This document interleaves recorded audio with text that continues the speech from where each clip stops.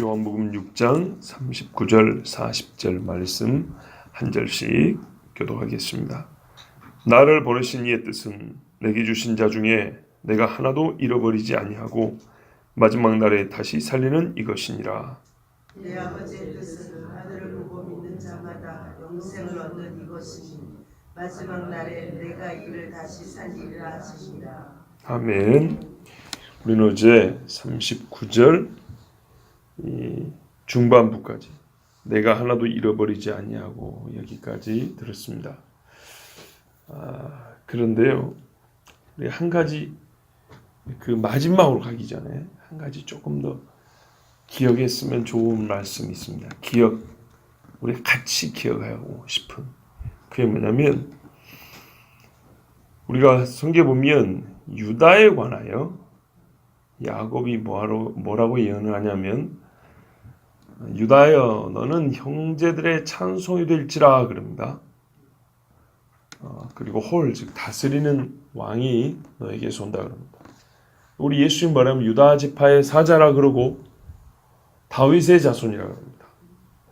자, 그러면 아브라함의 씨인데 구체적으로 이스마엘과 이삭 중에 이삭으로, 그 다음에 이삭의 두 아들 에서와 야곱 중에 야곱으로, 야곱의 12아들 중에 유다로, 이렇게 구체적으로 예수님의 이 계보가, 예수님을 혈통으로 이 땅에 보낼 그 집의 계보가 이렇게 딱 하나님이 정해 주시는 걸 볼 수 있습니다.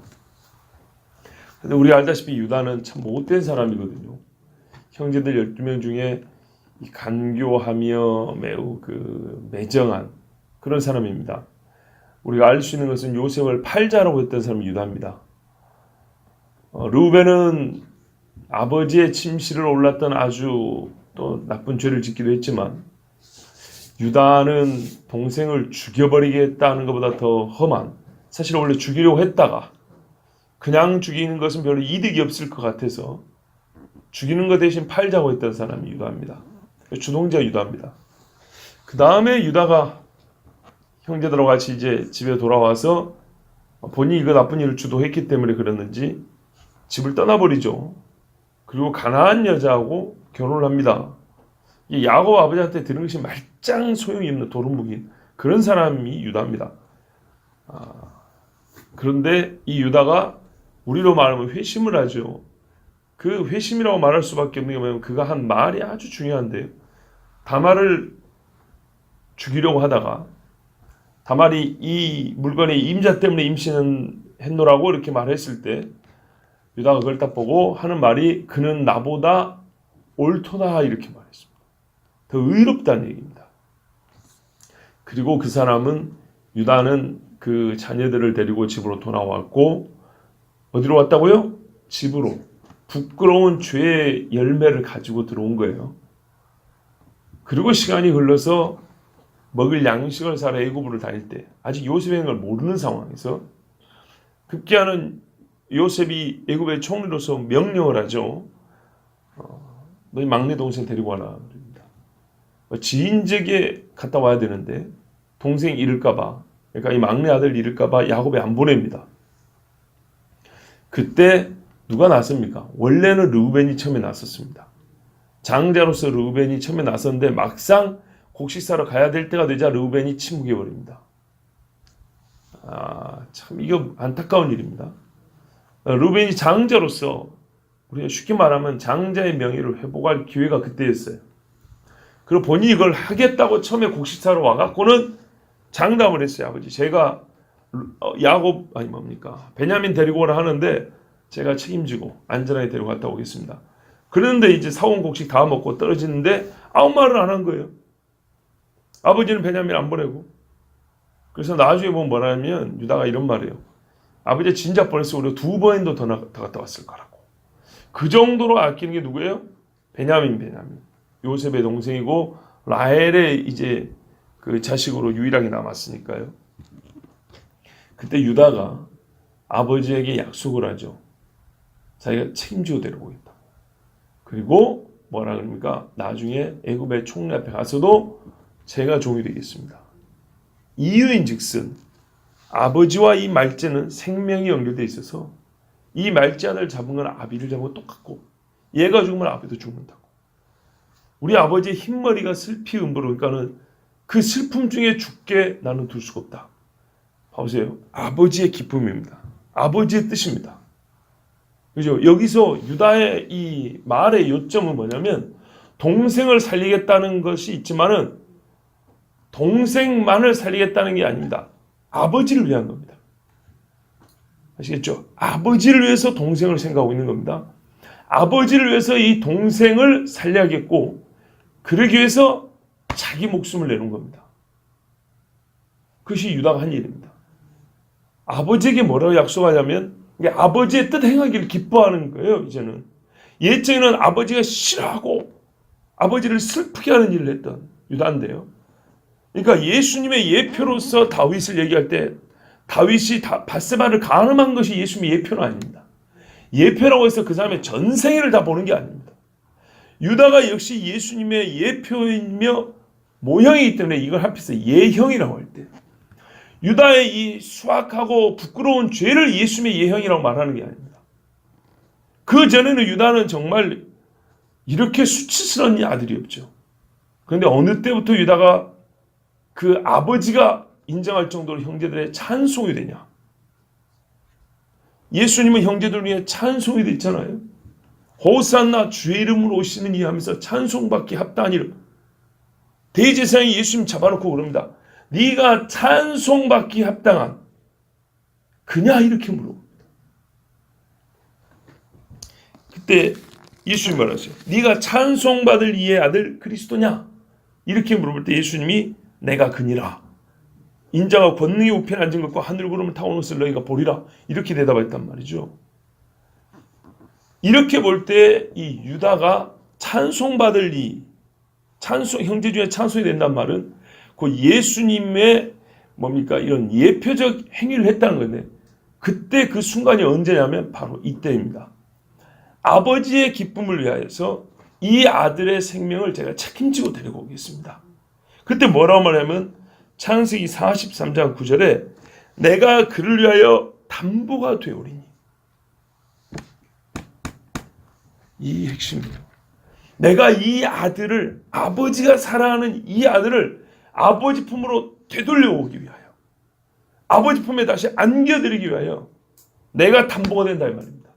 그러면 무슨 말입니까? 이 아들에게 내려진 거는 다 내가 하겠다 말이에요. 내 걸로 돌리겠다 말이에요. 밥 먹은 거 저 사람 앞에 입으로 돌려놓으세요. 달아놓으세요. 것처럼 베냐민에게 관계된 모든 것은 내 앞으로 돌리겠다 이 말입니다.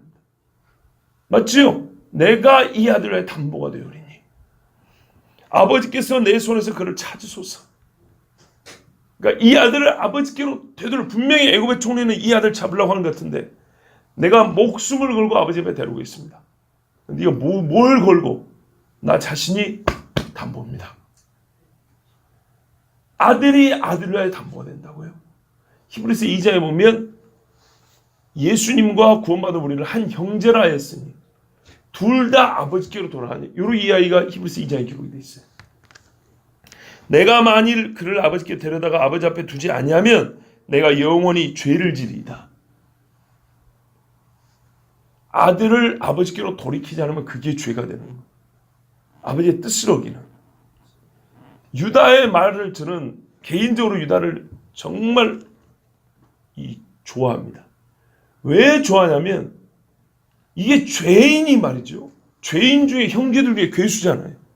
죄인 중에 괴수가 용서받은 죄인, 의롭다함을 받은 죄인, 그리고 예수님이 하실 일을 보여주는 말, 그러니까 완전히 예수님을 따라가는 변화된 우리가 예수님을 따라가는 것처럼 유다가 말이죠. 그거를 보여주는 거예요. 오죽이나 못된 놈이에요 말이죠. 이런 천하에 때려 죽일 놈이 이제 바울을 생각해보리잖아요. 진짜 너무 인간적이어서 난 좋아요. 꼭 나보는 것 같아서 죄인으로서 나 자신을 보는 데 너무 좋아요. 이런 죄인이 완전히 예수님을 닮은 이 변화된 여러분 이렇게 말하면 심정에 이 속사람이 어떻게 변화되겠습니까? 아 이게 구원받은 거구나. 이게 진짜로 회심이라는 거구나. 이게 거듭났다는 거. 이거를 정확히 보여준 사람이 바로 유다예요. 유다. 그러니까 우리가 예수 믿고 하나님 앞에 진짜 이 입으로 만 입이 내게서도 찬송하지 못할 그 은혜를 받은 사람이 되면 어떤 인간이 되냐면 이렇게 유다 같은 인간이 되는 거예요. 그랬을 때 하나님께서 선지자인 아비 야곱을 통하여 유다야 너는 형제들 중에 찬송이 될지라 이렇게 말씀하셨잖아요. 예수님이 우리를 아버지께로 돌리는데 본인이 담보가 되셨어요. 내가 아버지의 뜻 행하기를 기뻐하나이다 하고 시편에 이르고 왔어요. 그리고 지금도 계속 뭐라 그래요? 나를 보내신 이의 뜻, 아버지의 뜻 이런단 말이죠. 그러니까 지금 이때 예수님의 심정을 그 아버지의 뜻을 행하고자 하는 그 열망을 유다가 보여줬다고. 그래서 이 말씀을 놓칠 수가 없어서 오늘 먼저 이 말씀을 전합니다. 유다는 확실히 형제의 찬송이 될 만했고요. 예수 그리스도께서 우리의 구원의 보증이 되신 그 일을 미리 보여준 예수님의 예형적인 인물이었습니다. 그리고 또한 우리 그리스도인들 입장에서 볼 때는 진짜 구원받은 사람이 어떻게 변하는가? 뭐가 진짜 예수 믿은 사람의 예수 믿은 표인가를 볼 때 바로 이런 겁니다. 자, 그래서 이런 말씀 드렸잖아요. 사람마다 자기 십자가를 지고 나를 쫓을 것이니라. 예수님이 그랬거든요. 십자가 뭐냐? 무거운 고통이냐? 그냥 고통이 아니라니까요. 일반적인 십자가는 죄인이 죄값을 지고 가는 거예요. 예수님이 말하는 십자가는 죄값을 얘기하는 거 아니에요. 말이 안 되죠. 예수 믿으면 지같이 죄값을 지고 와야 된다. 이렇게 비성경적이고 반성경적인 반은혜적인 말이 있어요. 그죠? 그게 아니라요. 예수님이 무죄한 자로서 죄인의 짐을 대신 짊어졌잖아요. 그리스도인이 이 땅을 살면서 이렇게 의로운 자가 없고 이렇게 정말 바른 하나님의 형상으로 회복된 자가 없는데도 불구하고 세상 사람들에게는 천하의 죽어 마땅한 죄인으로 여김을 받아 순교를 당한다고. 그때 왜 죽어요? 엄밀히 말하면 의롭기 때문이에요. 의로운 자를 믿는 죄 때문에 죽는 거예요. 우리가 예수님의 죄를 짊어진 건 아니지만 거꾸로 말이죠. 우리가 예수 때문에 죽는 거예요. 그것이 바로 자기 십자가를 진다고 그랬어요. 그러니까 그 모습도 보여주는 거예요. 그리스도인의 모범으로 보면 자기가 하나님 앞에 용서를 받았잖아요. 그래 놓니 베냐민을 위해서 대신 죽는 거라고요. 무죄한 자이지만 세상 사람 앞에서는 우리가 무죄하게 여기진 게 아니고 스파이로 몰렸지 않습니까 지금? 여차하면 건수 잡히면 죽는 거예요. 그런데 그 사람들 앞에서는 죄인으로 몰려 죽을지라도 내가 그 죽음을 감당하겠다. 이렇게 의로운 마음을 품고 있지만 그것이 바로 자기 십자가를 지는 것인데 유다는 바로 그런 이 자기 십자가를 지는 그리스도인의 모습, 참으로 예수님과 같은 삶의 모습까지 보여주니 예수님의 예형이요 그리스도인의 모범으로서 유다는 정말 이 말씀에서 우리가 꼭 한번 기억하고 되새겨 봐야 될 인물. 예, 그 인물이 우리를 구원해 준 건 아니지만 하나님이 그 인물을 통해서 하시고 싶은 말씀이 바로 이것이다. 그래서 오늘 다시 한번 말씀드렸습니다. 자, 마지막 날에 다시 살리는 이것이니라. 여기서부터 40절까지 오늘 우리가 이제 또 집중해서 들을 말씀인데요. 예수님께 오는 자는 내어 쫓지 않는다 그랬어요. 내어 쫓지 않으면 가만히 있냐? 그게 아니죠. 구원의 마지막 그 완성까지 주님이 인도하시고 보호하시고 우리를 끌고 가십니다. 그 마지막이 어디냐면 바로 마지막 날입니다. 마지막 날에 다시 사는 겁니다. 구원의 끝은요 부활입니다. 부활. 우리가 이 썩을 몸이 썩지 아니할 몸으로 변화된 예수 그리스도 같은 몸으로 변화되는 것. 그때까지 우리 주님이 어떻게 해요? 지킨다는 얘기입니다. 그건 우리가 어제 말씀드렸죠. 아무도 하나도 잃어버리지 않는다. 그 앞에 보세요. 내가 하나도 잃어버리지 않는다. 이 말에 우리가 또 하나 생각할 게 있어요. 봐보세요 여러분. 내가 부활할 때 말이죠. 내가 부활하죠. 나에게 속한 것, 즉 나라고 불릴 수 있는 모든 것이 부활합니다. 이해되시죠? 예. 어느 한 구석을 빼놓는 게 아닙니다. 몸 중에 팔만 이렇게 새로워진다든지 심장만 새로워진다든지 우리가 이 땅을 사는 자는 먼저 영혼이 거듭을 하지만 부활 때는 몸까지, 영과 혼이, 육이 분리되어 있는 게 아니고 전 인격이, 즉 예수 그리스도를 믿은 나라고 할 수 있는, 한인관이라고 할 수 있는 존재에 속한, 한인관이 이름에 붙을 수 있는 어떤 것이든지 빠진 것이 없이 온전하게 부활합니다. 자, 그리고 마지막 날에 다시 살리는 이것이라 했기 때문에 예수님이 하시는 구원 사역이 종착점 또는 완성이 언제냐면 마지막 날입니다. 그러면 지금 우리가 예수 믿고 구원 받았다 그러죠.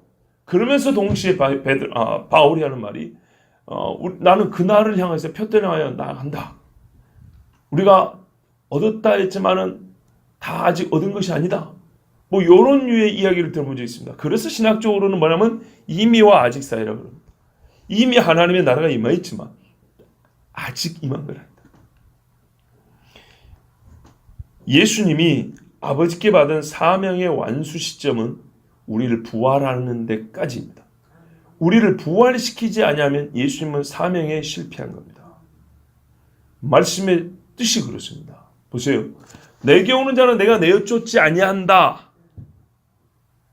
그게 끝인가요? 막 수동적으로 가만히 이렇게 계신 거 아니에요. 오는 자를 붙잡아서 어떻게 한다고요? 부활까지 시킨다는 겁니다. 이게 아버지의 뜻이에요. 내가 다시 오리라 하신 그대로 예수님이 오셔서 그를 믿는 자를 부활하게 하실 때야 예수님의 사명은 마무리, 즉 완성이 되는 것입니다. 자, 그러면 우리가 지금 어느 때로 살고 있죠? 예수님이 여전히 일하고 계시죠. 그래서 그런 말인 거예요. 뭐라 합니까? 구원자도 한 분이요 중보자도 한 분이요 아버지 보좌 우편에서 우리를 위하여 친히 간구하시느니라. 일이 끝나버렸으면 뭐하러 간구하겠어요? 요한계시록에 끝난 일에 대해서 말하면 잔치한다 그랬죠. 그 잔치 준비하기 위하여 예수님은 지금도 간구하시느니라 이렇게 말씀하고 있습니다. 40절에 내 아버지의 뜻은 아들을 보고 믿는 자마다 영생을 얻는 이것이니 마지막 날에 내가 이를 다시 살리리라 하시니라. 나를 보내신 이의 뜻. 여기서 중간 단계로 우리가 하나 또 짚고 넘을 게 있는데 앞에는 나를 보내신 이의 뜻이라고 하고 또 40절에는 내 아버지의 뜻이라고 합니다. 그런데 그 앞으로 가버리면 또 뭐라면 37절에는 나를 보는 아버지, 이래서 보낸 이와 아버지가 한 분이라고 말하고요. 그렇죠? 또 앞에 가면은 36절에는 아버지께서 내게 주사 이렇게 돼 있고요. 가만히 보면 또 36절 후반부에 아버지께서 나를 보내신 것을 위하여 증언하는 것이요. 이래서 나를 보내신 이의 뜻, 내 아버지의 뜻을 반복하여 설명하고 있습니다. 아들이 구원하기로 작정한 자들을 잃어버리지 않는 것과 마지막 날까지 그들을 보존하여 예수님이 요한복음 17장 하면은 제자들을 살리기 위한 보존하기 위한 대제사장적 기도를 하잖아요. 내게 주신 자를 잃지 않냐고 보존하고 이런 말씀이 기도말이 있단 말이죠. 그들을 보존하고 다시 살리는 것이 아버지의 뜻인데 그러면 마지막 날까지 아들이 이 보존을 하면 살리는 걸 아버지가 살려주는가요? 제가 지금 두 가지 문제를 너무 붙여서 말해서 헷갈리시는데 다시 구분할게요. 먼저 우리가 내 아버지의 뜻이 나와 있는 걸 볼 때 아까 39절처럼 나를 보내신 이의 뜻 해도 되는데 내 아버지의 뜻이라고 또 바꿔 말했단 말이죠.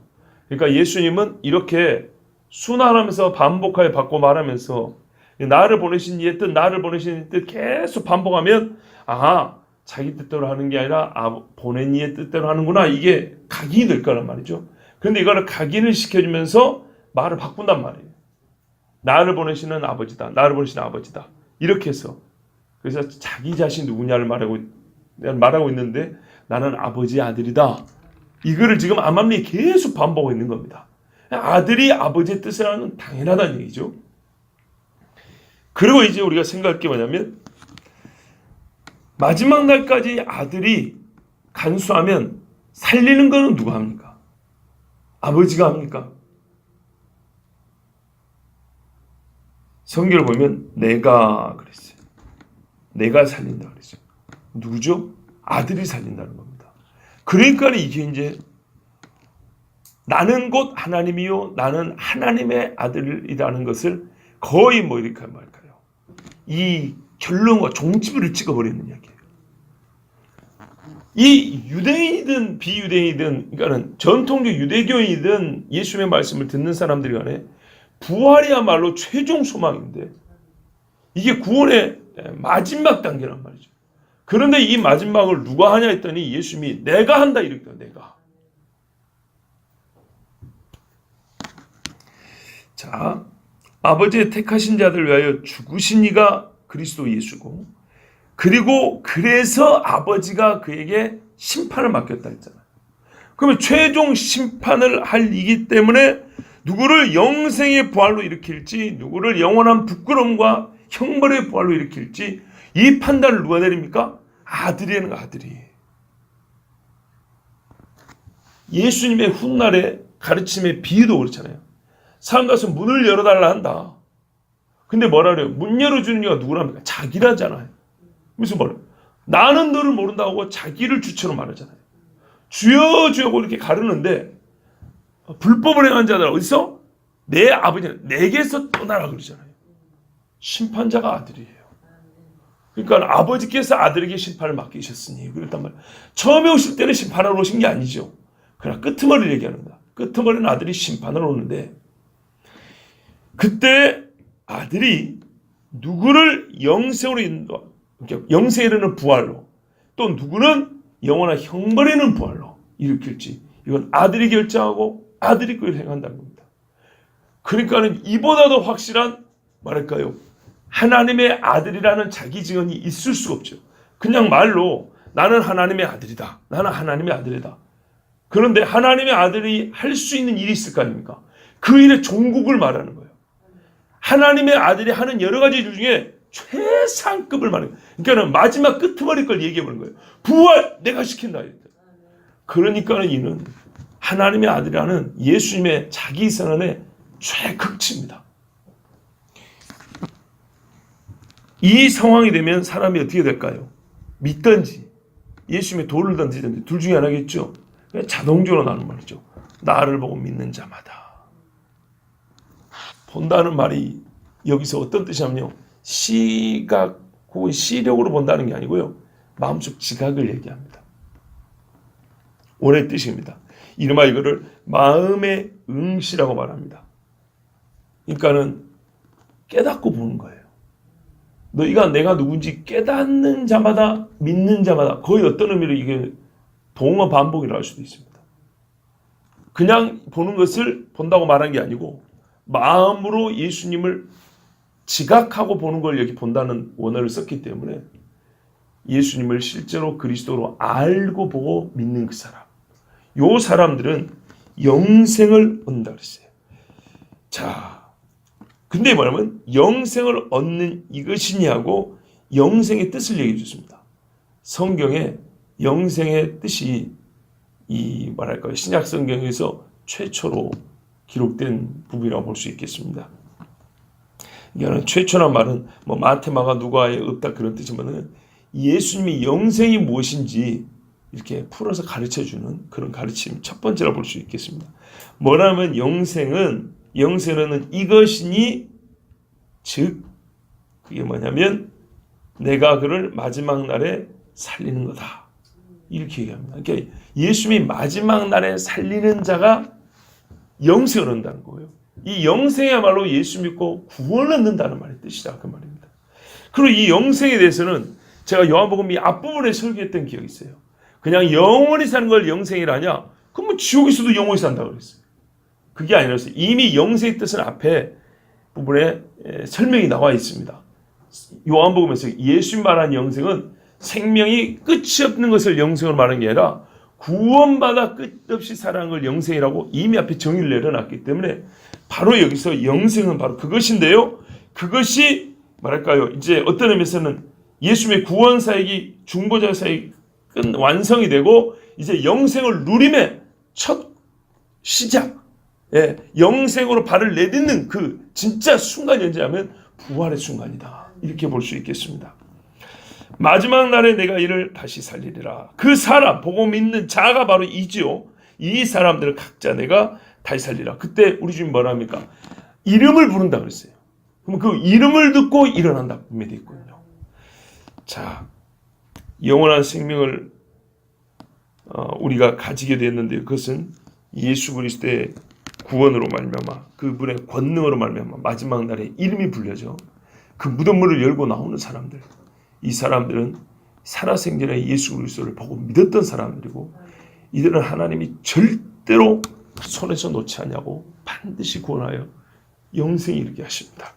자, 그런데요, 제가 이제 마지막으로 여기서 우리가 궁금해야 될 문제가 하나 있습니다.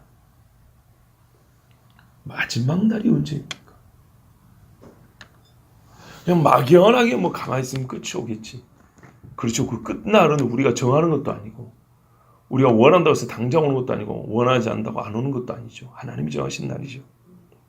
그러면 이 중요한 날 아버지가 그것을 가르쳐 주실까요? 안 가르쳐 주실까요? 가르쳐 줍니다. 마귀는 머리가 좋아요. 무슨 말이냐면 옛적에 90년대 80년대 시한부 종말론이라고 그러잖아요. 날짜를 정해놓고 많은 사람들이 속아 넘어갔어요. 저도 그랬거든요. 그게 이제 빗나갔죠. 빗나간 게 아니라 처음부터 틀린 거죠. 그러고 나니까 사람들이 이제 어떤 인식을 갖게 되면요. 끝날에 대하여 뭔가 아는 지식을 말하는 것 자체를 거부해버립니다. 몰라, 모르는 거야. 이렇게 이제 막 아예 입막음을 해버립니다. 그렇지 않습니다. 그 사람들은 하나님이 가르친 요까지인데 요걸 넘어선 사람들입니다. 그런다고 해서 종말에 관한 이야기를 다 부정해버린다. 이거야말로 마귀가 그토록 원하는 바입니다. 소망이 없게 만들어버립니다. 성경에서 여기서부터 이까지는 너희가 알아야 한다고 가르쳐주면 이건 알아야 됩니다. 예수님의 설교 중에 주님 본인이 다시 오실 날에 대한 얘기가 얼마나 많습니까? 그죠?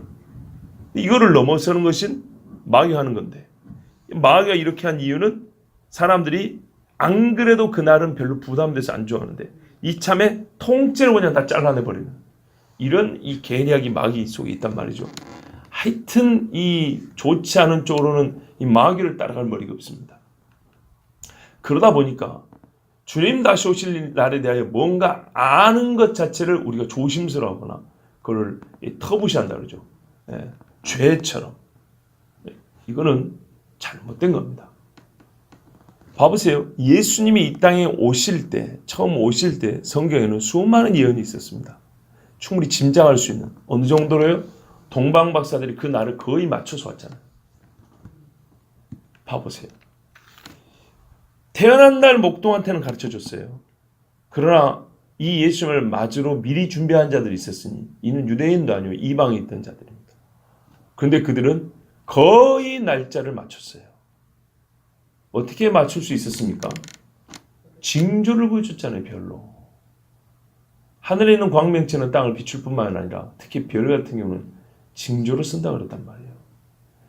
또 유대인 중에 누가 알고 있으면 시므온 곧 멀지 않았다. 이미 나이 늙어 이제 주님 앞에 돌아갈 날이 얼마 안 남은 사람입니다. 그런데 오늘 갈까 내일 갈까 이러고 있는 사람한테 주의 영이 말씀하시는 게 네가 죽기 전에 이스라엘의 구원 소망을 보리라 그랬다고요. 그러면 여러분 얼마나 한 100년 남았을까요? 아니죠. 불과 몇 년 남았다는 얘기죠. 이렇게 임박한 그때를 하나님이 가르쳐 줬단 말이에요. 주님 다시 오실 날에는 말 그대로 끝입니다. 이날에는 구원과 심판이 함께 있죠. 노아의 홍수 때 보세요. 노아의 홍수 때도 우리 하나님이 정확하게 언제 홍수를 내린다는 것은 말하지 않았지만은 준비하게 하셨고 그리고 끄트머리 가서는 가르쳐줍니다. 7일 후에 이렇게 말씀해 주셨습니다. 그리고 홍수가 나기 전에 7일 전에 들어갑니다. 그리고 홍수가 일어날 때는 문을 닫아버리죠. 하나님이 닫은 겁니다. 노아가 닫은 문이 아닙니다. 그렇게 본다면 이 마지막 날이 언제인가에 대해서 우리가 성경에 나와 있는 수많은 구절, 저 역시 지금까지 많은 말씀들을 전거했는데요. 오늘 딱 한 가지만 보려고 합니다. 왜 이 말씀을 우리가 봐야 되냐면 나사로가 죽었을 때 예수님이 마르다와 얘기를 하는데요. 마르다하고 대화 주제가 뭐냐면 부활입니다. 사마리아 여인과의 대화 주제는 예배라고 할 것 같으면 그녀는 예배에 관한 가르침을 듣고 구원을 받은 거죠. 참 복 받은 거죠. 근데 마르다는 이미 예수님을 믿고 있었지만 우리는 자라간다 그러죠. 계속 주님 아는 지식에 자라가는데 정말 결정적인 지식을 배웁니다. 요한복음 11절 보면 부활에 관한 얘기입니다. 그 마르다와 예수님의 대화 덕분에, 즉 마르다 덕분에 어떤 의미에서 우리가 나는 길이요 진리요 생명이니, 나는 부활이요 생명이니, 나를 믿는 자는 죽어도 살겠고 살아서 날 믿는 자는 영원히 죽음을 보지 아니하라는 예수님의 말씀을 어떤 의미에서 마르다 덕분에 배우게 됐습니다. 듣게 됐습니다. 그때 마르다가 뭐라 그러냐면 내가 마지막 날에 부활할 줄 믿나이다 이렇게 말했어요. 이게 궁금하지 않으세요? 마르다 이거 어디서 배웠을까요? 네 오라비가 살리라 그러니까 마르다가 단박에 대답합니다. 맞습니다 주님. 마지막 날에 부활할 거 내가 믿습니다. 근데 예수님이 네가 알고 있는 부활이 틀렸다는 게 아니고 나는 지금 살린다고 이제 그걸 교정해 줍니다. 내 말의 뜻은 지금 살린다는 거다. 그렇다고 해서 마지막 날에 부활한다고 믿는 네 믿음이 틀렸다 그 말은 아닙니다. 이해되시죠? 자 그러면 이 마르다가 마지막 날에는 죽은 자가 부활한다는 이 지식을 어떻게 갖게 됐을까요? 어려운 게 아닙니다. 첫째는 예수님이 지금 가르쳐 줬잖아요. 사역 초기에 지금 말했잖아요. 뭐래요? 내가 마지막 날에 살리나 그랬죠. 마르다는 부엌대기가 아니라니까요.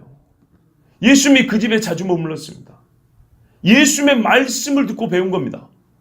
이렇게 명확한 지금 관계성이 있는데 우리가 이걸 모르면 되겠습니까? 마르다 뭐야 대단한 그게 아니고요. 예수님이 가르쳐준 겁니다. 유대인들에게. 마지막 날에 내가 다시 살리라 아까 그랬잖아요. 여기까지 듣고 내가 다시 살리라 여기까지 듣고 믿을 사람은 믿는 거고 안 믿는 사람은 죽이도록 미운 거죠. 마르다는 예수 믿었잖아요. 당연한 이야기죠. 첫째는 예수님의 말씀에서 배운 겁니다. 둘째는요. 예수님이 중보자로 왔잖아요. 말 그대로 메시아로 왔잖아요. 그러면은 성경에 메시아가 오면 할 일에 대하여 예언이 되어 있잖아요. 그 예언과의 일치 때문에 예수님의 말씀을 더 확실하게 믿을 수 있는 거죠. 그죠? 구약에 보면 부활에 관한 말씀이 아주 많이 있습니다. 근데 그 중에 하나, 이 마지막 날과 관계해서 부활 이야기가 잘 기록이 된 데가 어디냐면 다니엘서 12장입니다. 다니엘 12장 1절 2절에 보면 그때 자 봐보세요. 그때가 두 번 나오는데 그때가 언젠가 내 민족을 호위하는 큰 군주 미가엘이 일어날 것이요. 자 요한계시록에 보면은 미가엘이 하늘에 있는 영과 싸우고 내어 쫓아내버리죠. 또 환란이 있으리니 마태복음 24장에 환란 이야기 나오죠. 이는 개국 이래로 그때까지 없던 환란일 것이며 역시 예수님 말씀이죠. 전무후무한 환란이라고 말씀하죠. 예레미야서에 보면 야곱의 환란의 때 고난의 때라고 합니다. 그때 바로 그때 내 백성 중 책에 기록된 모든 자가 구원을 받을 것이라. 요한계시록 보면 생명책이 있다고 그러죠. 모세도 그러죠. 주의 책에서 내 이름을 지워주시옵소서. 책이 있다는 걸 압니다. 이 백성을 용서해달라고 간구할 때 그 책 이야기를 합니다. 그러니까 이 성경 전체를 아우른 겁니다. 바로 그 구원을 받는 그때가 바로 언제라고요? 미가엘이 일어날 때 이스라엘의 전무후무한 환란이 있을 때 바로 그때에 책에 기록된 자가 구원을 받는다는 겁니다. 땅의 티끌 가운데 구원을 받는데 어떻게 구원을 받냐? 그 내용이 뭐냐? 땅의 티끌 가운데서 자는 자 중에서 많은 사람이 깨어나 부활이죠. 영생을 받는 자도 있겠고 수치를 당하여서 영원히 부끄러움을 당할 자도 있을 것이며 요한계시록이 뭐랄까요? 땅과 바다도 죽은 자를 내어주더라. 마지막 심판의 때 이야기입니다. 근데 어떻게 해요? 깨어난다. 그 중에 영생을 받는 자 있다 그랬죠. 예수님 지금 뭐라고요? 깨어남과 영생과 부활 이야기하고 있죠. 구약 성경을 꼼꼼히 읽은 사람이라면 이 다니엘서에서 마지막 부활의 순간을 배울 수 있습니다. 그런데 이 이야기가 너무 엄청난 지식이라 다니엘 환상을 보니까 환상 가운데 보이는 사람들끼리 서로 물어봅니다. 도대체 이 어마어마한 일이 날 때가 언제냐? 그때 12장을 읽어보면 그때가 언제냐? 마지막 때, 6절에 보면 마지막 때라고 또 얘기를 합니다. 9절에 보면 이 놀라운 일의 끝, 이 모든 구원의 끝날이라고 합니다. 그때 다니엘이 배웁니다. 이 영들도 궁금해하는 이때 그러니까 이 이야기가 지금 계속되는 겁니다. 다니엘에게 가르쳐주는 이 영들조차도 이 어마어마한 이 구원의 끝날이 언제냐? 그때 한쪽에서 대답을 해줍니다. 그 과정을 일일이 다 말해줄 때는 아니고 지금 때가 되면 예수님이 오셔도 말씀해주고 성령께서 사도를 통해 가르쳐줄 건데 지금 여기서 확실하게 말할 수 있는 그때에 관하여 확실하게 말할 수 있는 건 이거다. 끄트머리 중에 끄트머리인데요. 보세요. 매일 드리는 제사를 폐하며 멸망하게 할 가증한 것을 세울 때부터. 지금 끄트머리 때가 언제냐고 물어봤거든요. 끄트머리 때를 가르쳐주기 위해서 기산점, 계산이 시작되는 점을 가르쳐줍니다. 멸망에 가증한 거. 예수님도 그렇잖아요. 다니엘이 말한 바 멸망에 가증한 거. 요게 그러니까 말하면 마지막 때 이정표 중에 결정적 이정표라고요. 그때부터 1290일을 지낼 것이요. 그때부터는 카운트해도 된다 이 말입니다. 그 전부터는 몇 날 며칠이냐 이것이 헛된 소리예요. 왜요? 멸망하게 할 가증한 물건이 성전에 세워질 때를 모르는데 어떻게 그 전부터 날짜를 할 수 있다 이 말입니까? 그러니까 이거는 마귀가 하는 짓이라고요. 그런데 몰라요. 징조는 아는데. 그런데 여러 가지 징조가 계속 일어나다가 마지막 징조가 딱 일어나는데 그게 뭐냐면 이 더러운 물건이 성전에 딱 세워진다 이 말이죠. 이때부터는 하나님이 허락한 게 뭐냐면 이때부터 카운트해. 여기서부터는 카운트해도 돼. 1290일을 지낼 것이요 기다려서 1335일까지 이르는 그 사람은 복이 있으리라. 너는 가서 마지막을 기다리라. 이는 내가 평안히 쉬다가 끝나려는 내 몫을 누릴 것임이라 그랬어요. 자, 이게 얼마나 중요하냐면 자, 한번 여러분 양심적으로 여쭤볼게요. 속으로 한번 대답해보세요. 성경에서 숫자를 사용하는 경우에 명백히 비유나 예화로 되는 경우 왜? 예를 들면 예수님이 양이 100마리 있었는데 이렇게 이야기를 만드는 거 말고 아들이 둘이 있었는데 10드라크마 있었는데 이렇게 그 어떤 주제를 가르치기 위해서 예화로 드는 경우가 말고 숫자를 언급하는 경우에 말할까요? 구체적이 아닌 그런 숫자가 있었습니까? 실제를 가리키는 숫자가 아닌 경우 12지파 할 때 아들이 12이 아니었던 경우가 있습니까? 인구가 65,400명을 했을 때 68,000명인데 65,400명이라고 말합니까?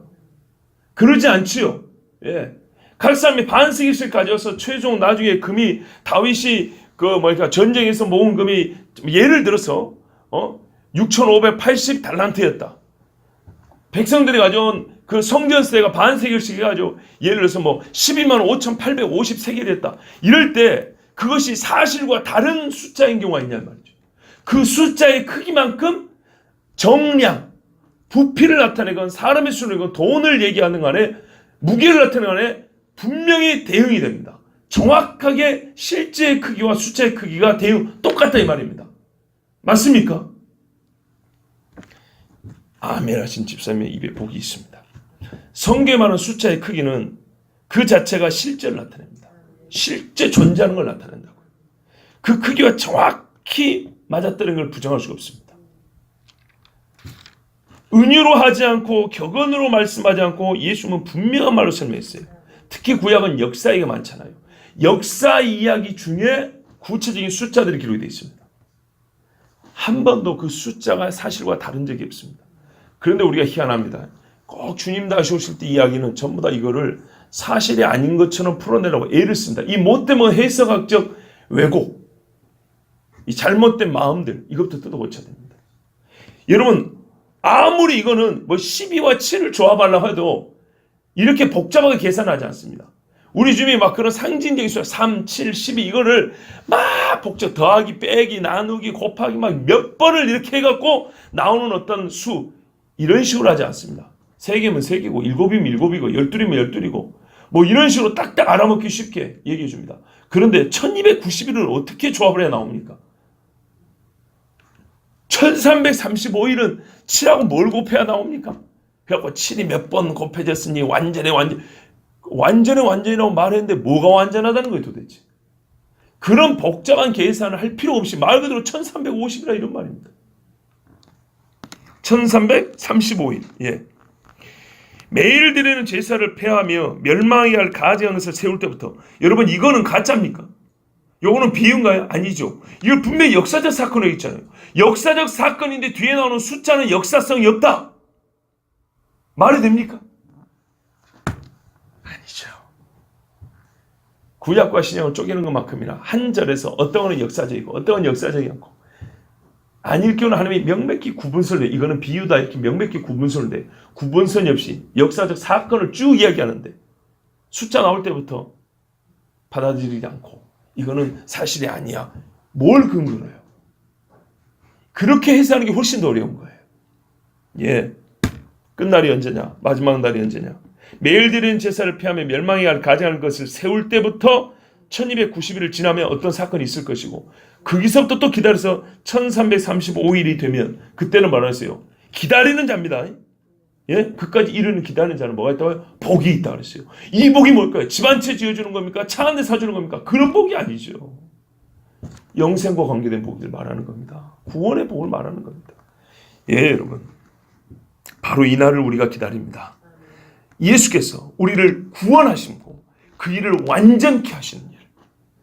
온전과 완전. 온전은 모양이 제대로 갖춰진 거고, 완전은 그 모든 것들이 꽉 차서 더 이상의 필요가 없는 구원의 완전, 완성. 그것은 바로 주 예수께서 다시 오사 자기를 믿고 따르는 자들을 이름을 불러 영생으로 부활시키는 날입니다.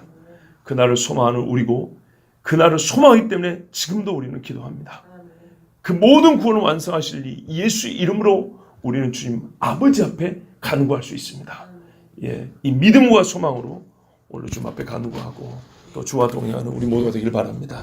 기도하겠습니다. 하나님 아버지, 감사합니다. 우리에게 어떤 이는 새벽부터 무슨 갈비를 뜯어먹을 일이 있냐 하지만 새벽이건 밤이건 언제라도 우리는 주님이 주시는 단단한 식물을 먹을 준비가 되어 있습니다. 아버지, 감사합니다. 우리가 마지막 날에 얻을 구원의 완성, 우리 부활에 관하여 오늘도 주님 말씀하여 주시고, 이날의 소망을 가지고 우리가 하루하루 주 하나님과 동행하며 살 수 있게 해주셔서 감사합니다. 우리가 가진 소망에 관하여, 너희가 가진 소망에 관하여 묻는 자에게 대답할 말을 항상 준비하고, 우리 주님이 이렇게 말씀하신 것 같이 우리가 가진 소망에 관하여 준비할 말을 또한 준비하였사오니, 아버지 하나님, 누구에게 언제라도 이 소망, 구원의 날을 증거하게 하여 주시고, 주 예수께서 다시 오실 때 부활체로서 주님같이 변화된 몸으로 영원히 주와 동거할 날을 소망하며 이 복음을 만방에 전하고 살아는 나의 가족들에게도 전할 수 있는 복된 입술이 되게 하여 주시옵소서. 소망으로 말미암아 성경에 부끄럽지 아니하다 했습니다. 예, 주님, 우리는 소망이 있기 때문에 부끄러운 그리스도인이 아닙니다. 정말로 예수 믿는 기쁨과 자부심과 즐거움 있는 그리스도인입니다. 이 소망으로 오늘도 가슴 벅찬 하루 살 수 있도록, 주 하나님을 우러르며 찬송하는 하루를 살 수 있도록 인도하여 주시옵소서. 우리 주 예수 그리스도 이름으로 기도하옵나이다. 아멘. 하늘에 계신 우리 아버지여, 이름이 거룩히 힘을 받으시오며 나라의 마옵시오며 뜻이 하늘에서 이루어진 것 같이